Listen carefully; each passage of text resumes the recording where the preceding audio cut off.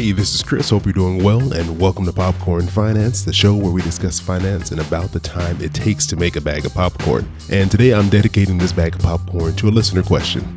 Back during the holidays, I did an Instagram Live with Allison from Inspired Budget, and we got a ton of really great questions. And I realized we're only able to answer those questions to the people who were able to show up to the live. So for the rest of you who didn't actually get a chance to catch us, or you're just not on Instagram, you didn't get to hear any of the answers, any of the questions that we ran over. So I'm like, hey, you know what? I'm going to take some time on the show, and I'll answer these questions every now and then when I have a little bit of free time. So today I'm answering a question from Hilary, aka HHU Backer or H Habacker on Instagram. I'm notoriously bad at pronouncing Instagram handles, so Hilary, I apologize if I wasn't even close with any of those two variations that I threw out there. And I picked Hilary's question because it goes really well with a series that Allison's doing over on Instagram called Real People Budgets, where she takes a look at someone's budget in detail, anonymously if they want to be kept anonymous. But I think it's really cool to get insights into the way that other people handle their money, because it can maybe spark an idea for you and maybe give you something that you can use and implement later on in your own budget. So I thought Hilary's question played perfectly into that.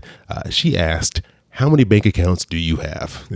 And even though it's a simple question, I think it's a really great question because everyone does things so differently. For example, I do things maybe differently than some other people do. I have a ton of bank accounts, and I didn't actually go through and count them, but let's just say I have more than 10. It's probably somewhere in the 10 to 15 mark right now. And I do this because I'm a very visual person, and I need to see exactly how much money I have for all these different purposes I've set these accounts up for. Because for me, if all the money was in one account, like one big savings account, I would just lose track and be frustrated trying to go through an account for everything I was using the money for. So I break it up into multiple small accounts. Some of them are checking accounts. Some of them are savings accounts. Actually, the majority are savings accounts. So to give you an example, I have a savings account for car registration, for car repairs, for household items. I even do it for Amazon Prime, which is about like $100, which is not a huge expense. But for me, I like knowing that the money is just there. So I literally have like $4, I think, come out of each paycheck, and it just sits in the account. It adds up over time, and it just gives me peace and reduce the anxiety for me knowing that money is there. And when the bill hits, I'm not like, oh man, I got to pull this from somewhere else, because the last thing I want to do is pull that money from my emergency fund. I like having that emergency fund continue to grow without me kind of taking little chips out of it here and there. I also have an account for gifts. I have a separate account that I pay our rent out of. I have our main checking account. I have an account for Popcorn Finance. I have all these things just kind of separately. Just that way for me, when I look at it at a glance, I immediately know where all the money is, what it's for, and my progress. So Hilary, I hope that answers your question. And no, you don't have to go open up 10 plus bank accounts. I think you'll be fine with whatever number works for you.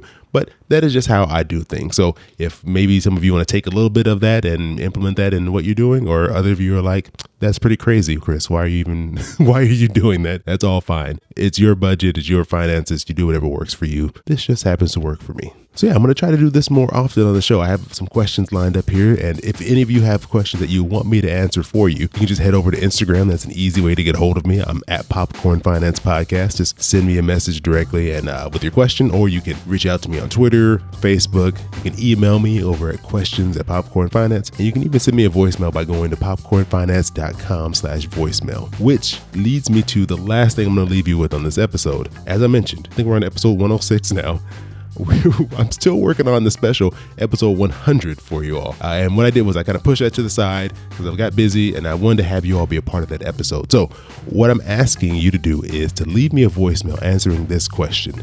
If someone gave you $100 right now and you only had 1 minute to figure out what you're going to do with that money, what would you buy? Nothing responsible.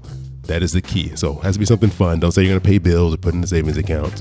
That is not the purpose of this money at all. And once I get all your answers, I'm going to put them together in one big episode 100 special that I'll put out in about a week or so. I've already gotten some great responses and I'm really looking forward to hearing the rest of your answers. So hurry up, send that in. Again, that's popcornfinance.com/voicemail. And you can leave the message right from your phone. You don't need a fancy microphone or any special equipment. It'll easily work right from your computer or your phone. So with that, I want to thank you all for joining me here for another bag of popcorn. This one dedicated to Hilary. I hope you have an amazing rest of your week, and I'll talk to you soon.